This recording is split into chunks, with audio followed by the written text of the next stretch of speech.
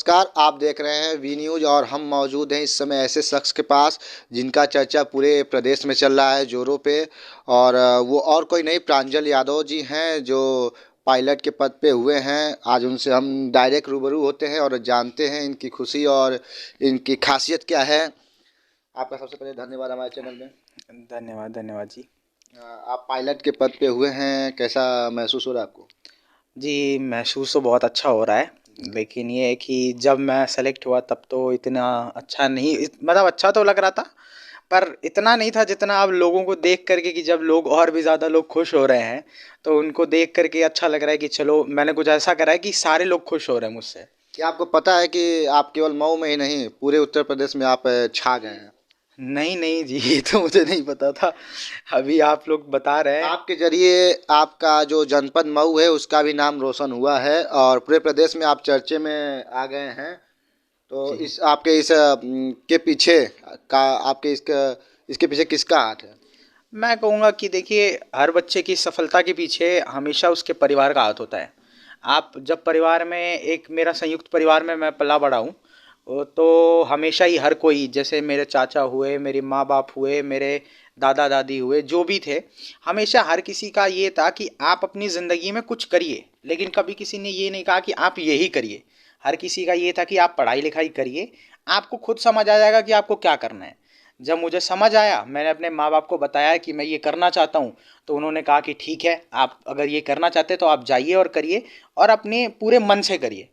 तो बस वही है। तो आपका शुरू से सपना यही था?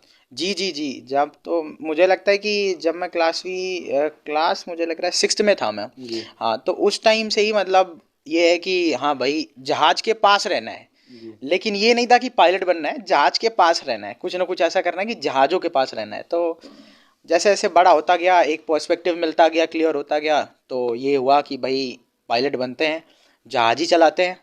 वो तो सबसे ज़्यादा करीब रहने का तरीका एक। जी जी।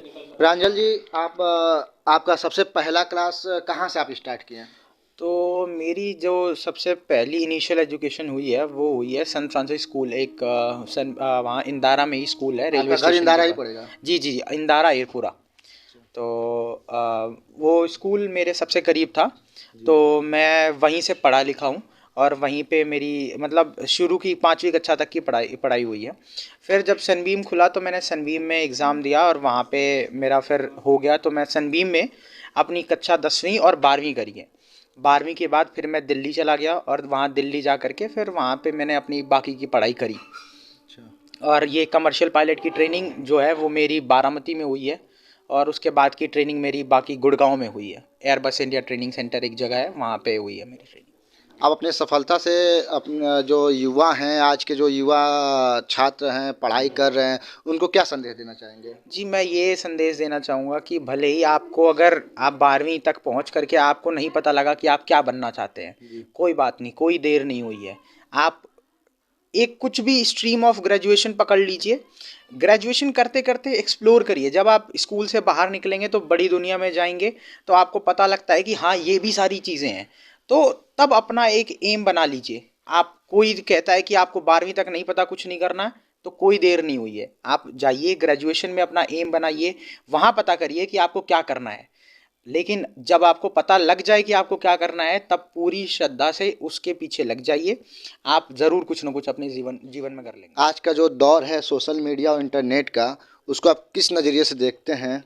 देखिए, हर सिक्के के दो पहलू तो होते ही हैं, जी। लेकिन अगर आप इसका पॉजिटिव पहलू देखेंगे, जो कि मैंने यूज़ करा है अपनी जीवन में, जब मैं कक्षा 6वीं में था तो मेरे घर पे मेरे माँ बाप ने कंप्यूटर दिया मुझे, और कक्षा 7वीं आते आते मेरे दादाजी ने मुझे ब्रॉडबैंड का इंटरनेट दिया। उस टाइम पे ब्रॉडबैंड का इंटरनेट हर किसी के यहाँ नहीं होता था, जो प्रोफेशनल लोग थे उन्हीं के पास होता था, बट उन्होंने मेरे लिए लगवाया ताकि मैं उस पर पढ़ाई कर सकूँ, कुछ चीज़ें खोज सकूँ।